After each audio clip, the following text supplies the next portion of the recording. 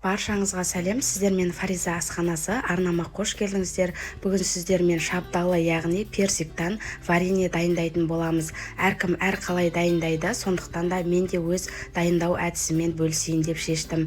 Ең алдымен менің арнама жазылмаған болсаңыздар, осы видеоның астында подписаться деген кнопканы басып, арнаға жазылып алыңыздар. Бісмиллах деп ең алдымен шабдалыларды жақсылап жуып тазартамыз, сыртындағы түктерінен жақсылап жуып тазартып аламыз. Кейін осы видеода көрсетілгендей етіп бөліктерге бөліп аламыз.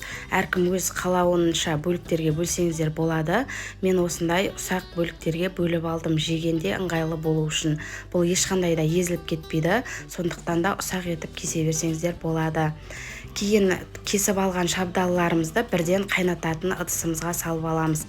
Қайнататын ыдысымыз барынша кеңдеу болғаны дұрыс, сонда вареньелеріміз езілмей өте әдемі болып шығады.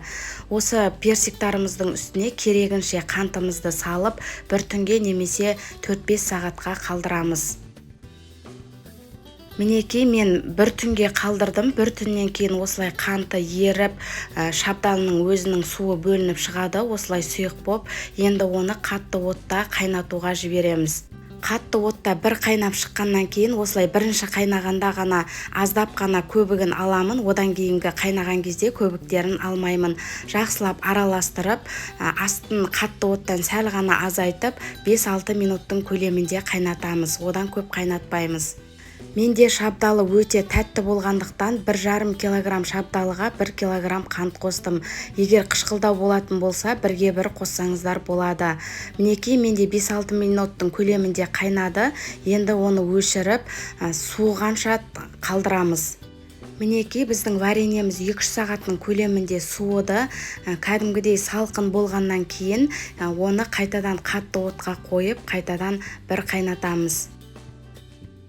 Дәл осылай бір қайнап шыққаннан кейін жақсылап араластырып, тағы да 5-6 минуттың көлемінде қайнатып, қайтадан оны өшіріп суытамыз. Мінекей біздің вареньеміз екінші рет суыды, көріп тұрғандарыңыздай қоюлана түсті. Енді осыны қатты отта бір қайнатып, банкаларға жауып тастайтын боламыз. Осымен бізде вареньеміз 3-ші рет қайнап жатыр. 3-ші рет қайнағанда біздің вареньеміз дайын болады.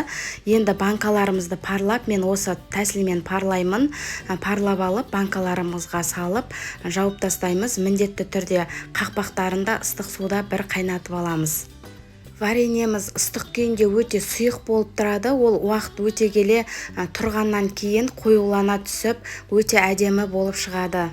Вареньемізді банкаларға салып жайғастырып алғаннан кейін міндетті түрде ыстық суда қайнаған қақпақтарымызды салып, жақсылап қақпақтарын бұрап, қақпақтарын жауып аламыз. Достар, егер де менің видео рецептім сіздерге ұнаған болса, міндетті түрде лайк басып, басқа да достарыңызбен бөлісіп қойыңыз. Және де осы видеоның астында комментарий бөліміне өз пікіріңізді жазып қалдыруды да ұмытпаңыз. Енді банкаларымызды келесі бетіне төңкеріп, үстін жылы одеялмен жауып, бір тәулікке немесе бір түнге қалдырамыз. Кейін біздің вареньеміз дайын болады. Бірден ашып жей берсеңіздер де болады, немесе бөлме температурасында қысқа сақтасаңыздар да болады. Мінекей осымен біздің шабдалыдан жасалған вареньеміз дайын болды. Көріп тұрғандарыңыздай өте қою, ешқандай да холодильникке салынбаған, сонда да көріп тұрғандарыңыздай қою болып шықты.